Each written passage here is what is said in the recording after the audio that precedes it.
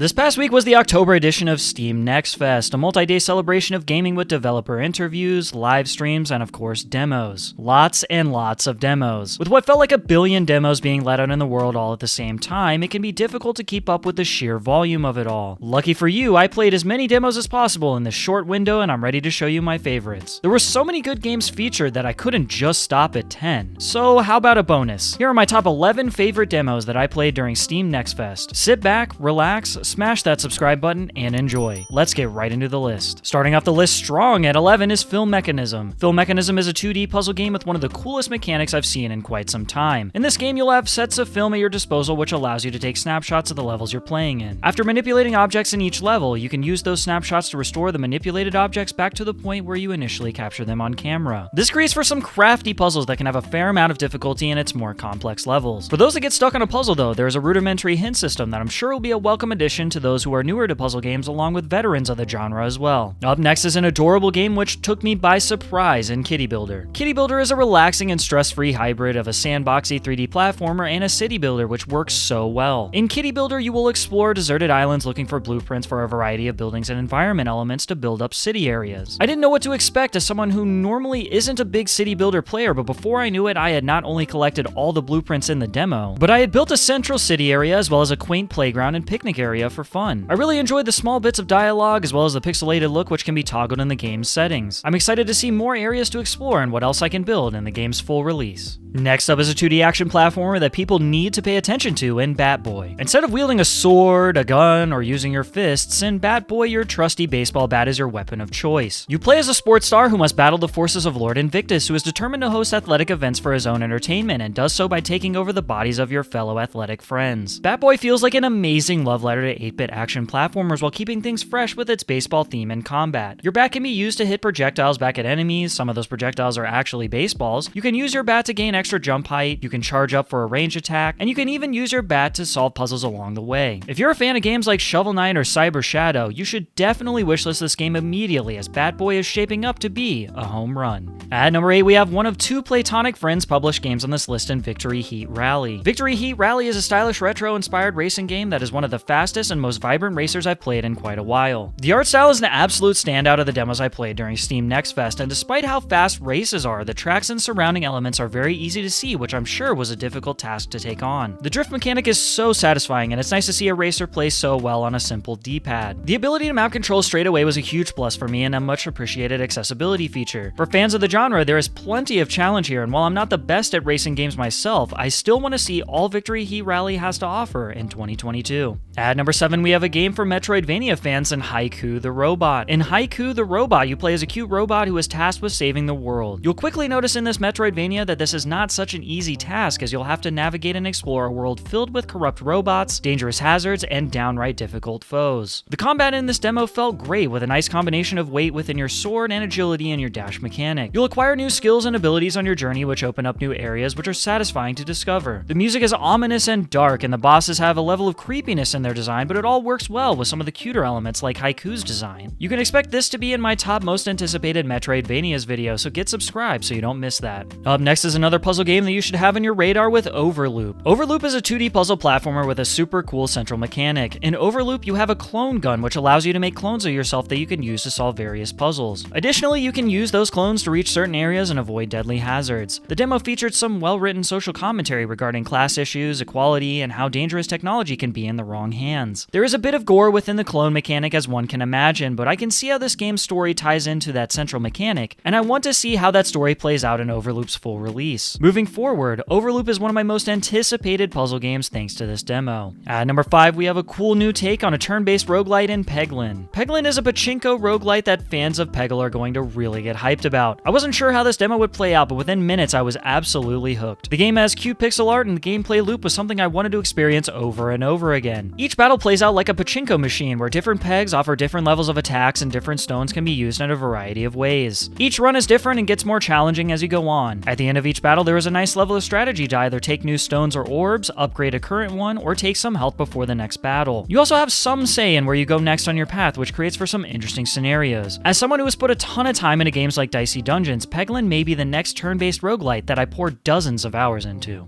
At number 4, we have a 3D platformer that caught me by surprise with Bun. In Bun, you'll you'll be hopping, rolling, and gliding through beautiful abstract worlds. For those of you like me who are into collectathon style platformers, you need to check this one out. This demo for me was a meditative experience. I just wanted to keep vibing out to some chill music while jumping around and collecting all I could. There wasn't much of a story here and I didn't need one. I went right into the gameplay and felt right at home. One particular collectible can be traded for additional moves, which makes traversal even more exciting, and I can't wait to see more about the aspect of collecting boot bags to raise some colorful creatures in between that sweet platforming action. This is a game I could see as a perfect one to play after a long day at work or after a workout, or in my case to simply de-stress for a bit. I'm so ready to experience the full game whenever it releases. At number 3 we have Treasures of the Aegean. Treasures of the Aegean is a 2D historical action thriller with a non-linear open world. You play as parkour master Marie Taylor, and along with your associate James Andrew, you set out to explore an ancient kingdom trapped in a time loop, uncovering relics and clues along the way. This game has a wonderful comic book style presentation that was so crisp visually and carried over seamlessly from story cutscenes to actual gameplay. Wall jumping, climbing, sliding, and rolling all feel very smooth, and the platforming overall feels very tight with fluidity and freedom with all the movement options offered. The music had a dynamic and dramatic flair and was the perfect backdrop throughout my time with the demo. I love how open the game is and letting you travel almost anywhere you want, and the puzzles along the way were a great addition as well. Next up is Platonic Friend's second feature on this list as a publisher with Little Gator Game. Little Gator Game is a cute open world adventure game featuring, as you may have guessed it, a little gator. The writing in Little Gator Game was some of the best I experienced throughout Steam Next Fest. It was witty, charming, funny, and the self-awareness was a breath of fresh air. Gameplay-wise, you'll be helping out friends at every turn while bopping cardboard enemies and collecting some sweet hats along the way. The story brings up themes of growing up, having responsibilities, trying to hang on to imagination and wonder, and even just from the demo, it's a story I want to experience from beginning to end. Fans may see some of a short hike as well as Zelda in this game's DNA, but Little Gator Game is very much doing its own thing here, and I can't wait to play more. At number 1, we have one of my most anticipated 2D platformers with Grapple Dog. The Grapple Dog demo wowed me in its entirety. It was the best complete package of visuals, music, and gameplay of Steam Next Fest. I love the vibrant art style, and the distinct double outline of Pablo is something I can't get enough of. The level designs along with the overworld shown off were superb, and the boss level was immaculate. This was also the most accessible demo of Steam Next Fest with an already impressive suite of accessibility options, which you may or may not know is something that is near and dear to me. The grapple mechanic is so fun to use, and there was a lot of care put into hidden secrets and optional collectibles to offer veterans of the genre plenty of challenge if they want it. Finally, I'd be remiss if I didn't mention that yes, you can pet the dog. The day Grapple Dog is out for all to enjoy will be a great day indeed. And there we have it, my top 11 favorite demos from Steam Next Fest. What were your favorite games from this list? Let me know in the comments below. Were there any demos from Steam Next Fest that you enjoyed that I didn't mention? Let me know that as well. As always, if any games in this video caught your eye in any way, please wishlist it, as it greatly helps the developers and publishers. If you like this video, please leave a like, and if you can, please subscribe, as subscribing helps out the channel quite a bit. I'm always looking to grow this channel, and your support means the world to me. You'll probably see many of these games in future videos, maybe even in a review, so stay tuned for that. Thank you so much for watching, and I hope to see you again in the next one.